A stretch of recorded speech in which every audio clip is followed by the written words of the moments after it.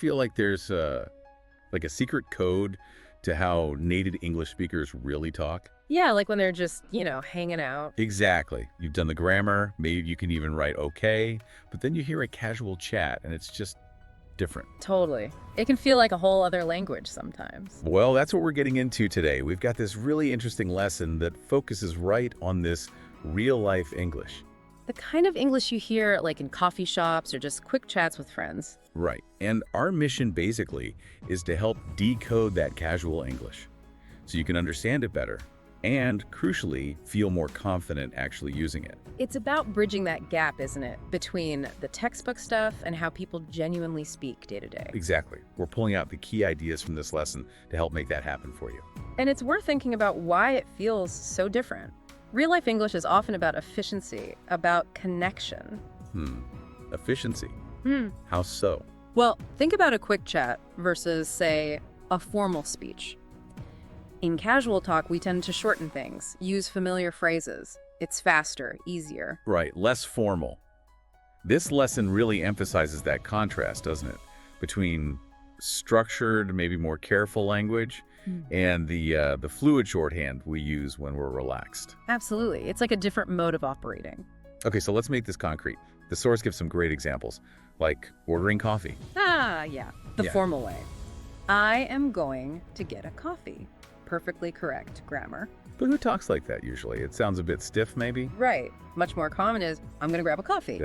It instantly sounds more natural, more everyday. It's shorter, gets the point across, and it's not just shortening. Think about making plans. Okay, like asking someone to spend time together. Yeah. You could say, do you want to spend time together? Again, correct. But you're probably going to hear something like, want to hang out. Exactly. Yeah. Want to hang out. Much more casual, friendly even.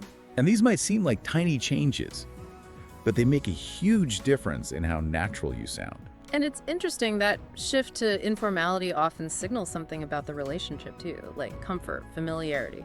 You mean using want to hang out shows you feel relaxed with the person? Sort of, yeah. It's not just about the words, it's about fitting in, sounding like you belong in that casual setting. It's like a linguistic nod, That makes sense. So to help you actually use this stuff, the lesson points out some really common phrases, things you hear constantly. Like, what's up? Right, what's up? It sounds like a question, what is happening? But it's not usually asking for a detailed report, is it? Not at all. It's mostly just a casual hello or how are you? A go-to opener in relaxed situations. Quick, easy. Super efficient, like we said. Establishes contact, friendly tone, no big discussion needed right away. And the typical reply often mirrors that, right? Like, not much, or I'm good, thanks. Exactly. Keeps the flow going without getting bogged down. Okay, another one the source highlights, no worries. Oh yeah, that's a huge one. So useful. It basically means it's okay or don't stress about it. Yeah, it's great for smoothing things over. Someone bumps into you, spills a little coffee, no worries. It feels very easygoing. It does, and it can carry a bit of cultural weight too, suggesting a laid-back attitude, which is often valued. It says more than just, it's all right. Interesting. Then there's, I'm just chilling. Ah, classic. Means relaxing, not doing much, taking it easy. Paints a picture immediately. And what about for making plans? I'm in. Yes, short, clear. Means, yes, I'll join or count me in. Very direct. Really useful for confirming plans quickly. So to see how these all fit together, the source gives this neat little dialogue example.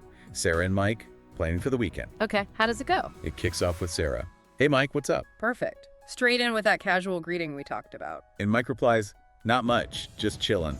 You. Nice. Uses chilling and throws the what's up back, basically. Very natural rhythm. Exactly. Then Sarah goes, same here, wanna grab a bite? There's that wanna, again. Casual invitation, not do you want to. Right. And Mike's response, sure, I'm in. Let's meet at the cafe. Boom, I'm in.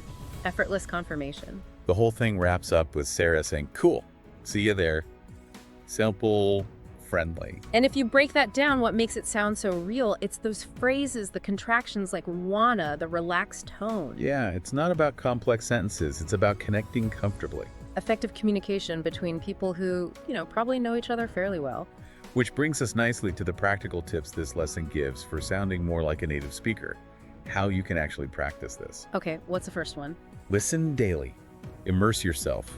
Podcasts, YouTube, TV shows, whatever you like. Just get that real English in your ears regularly. Right. Train your ear to the natural rhythms and sounds. Passive listening is key. And then building on that, tip 2, copy phrases. Actively mimic, you mean? Yeah. Hear something useful or natural. Repeat it. Try to match the intonation, the flow. That helps build the muscle memory for actually saying it yourself. Good one. Tip 3 is about embracing the shortcuts.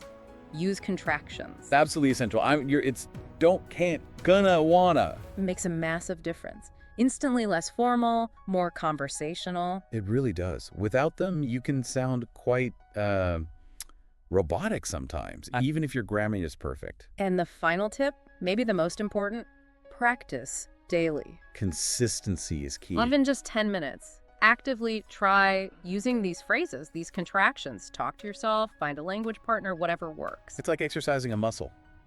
Little and often makes it become automatic over time. And the source adds a really important reminder here.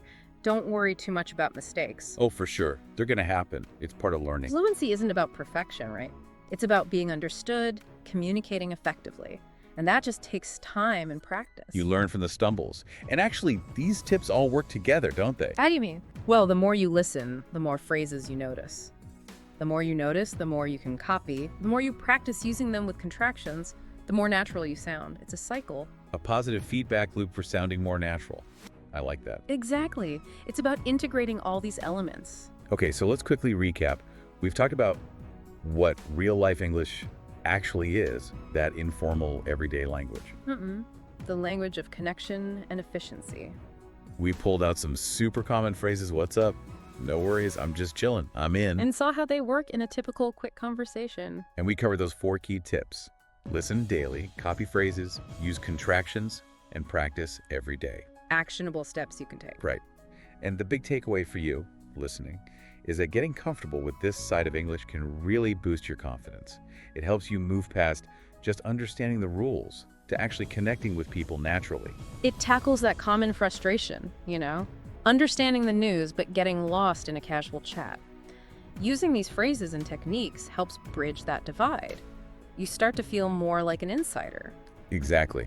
So, maybe a final thought to leave you with. Now that you're more aware of this stuff, try to become an active observer. Like, pay closer attention. Yeah. When you're listening to English, podcasts, movies, whatever, actively listen for these real-life phrases. Notice the contractions. How do people greet each other quickly? How do they agree to plans? Make little mental notes, or even jot them down. Precisely. The more you tune your ear to how people actually speak in relaxed settings, the faster you'll absorb it, and the more naturally it'll start showing up in your own English. It's all about the continuous listening and learning.